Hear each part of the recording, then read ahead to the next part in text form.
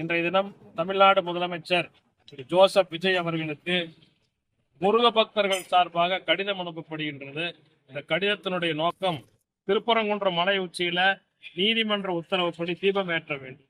இன்றைய தினம் தாவேகாவினுடைய அமைச்சர்கள் இந்துக்களை அச்சுறுத்துகின்ற விதமாக, இந்துக்களுடைய மனது வேதனைப்படுகின்ற விதமாக பேசிக் கொண்டிருக்கிறார்கள்.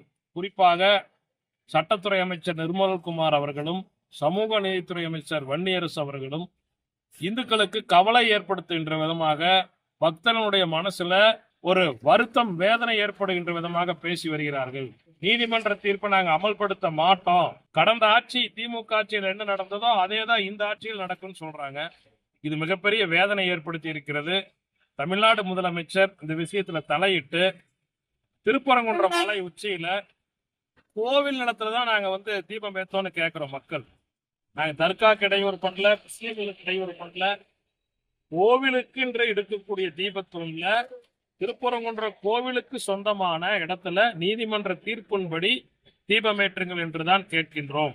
அதனால தமிழ்நாடு முதலமைச்சர் தலையிட்டு தீபம் ஏற்றுவதற்கு உரிய நடவடிக்கை எடுக்க வேண்டும் என்பதற்காக இன்றைய தினம் முருக பக்தர்கள் சார்பில் திண்டுக்கல் மாவட்டம் அய்யலூரில் இருந்து தமிழக முதல்வருக்கு கடிதமானது அனுப்பப்படுகிறது.